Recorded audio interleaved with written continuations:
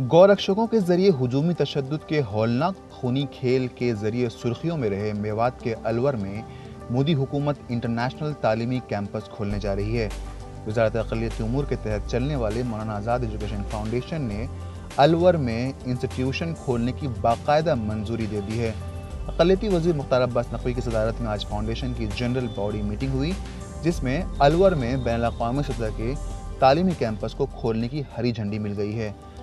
मोदी हुकूमत के जरिए अलवर को इंटरनेशनल तालीमी कैंपस के लिए चुनने की जो वजह है, उसके बारे में कहा जा रहा है कि अलवर के मुसलमानों के ज़ख्मों पर मोदी हुकूमत मरहम रखने की कोशिश कर रही है। शायद यही वजह है कि अपने आखिरी साल में मोदी हुकूमत ने अलवर में एक इंटरनेशनल तालीमी कैंपस खोलने का ऐलान किया है।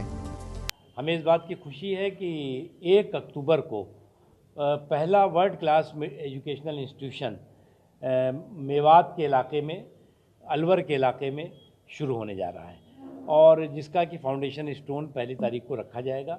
और हमारी कोशिश होगी कि आने वाले 2019 या 20 के शैक्षणिक सत्र में इस एजुकेशनल इंस्टीट्यूशन की शुरुआत हो सके। इसमें स्किल डेवलपमेंट का भी बहुत बड़ा सेंटर होगा, आयुर्वेदिक और यूनानी जो शिक्षा होगी उसका भी होगा, और प्राइमरी से लेकर के और हायर एजुकेशन की भी उसमें व्यवस्था होगी, मेडिकल की भी व्यवस्था होगी, एक बहुत बड़ा इंजीनियरिंग की भी होगी। ये एक कैंपस होगा। ईटीवी भारत के लिए दिल्ली से सुहेल अख्तर।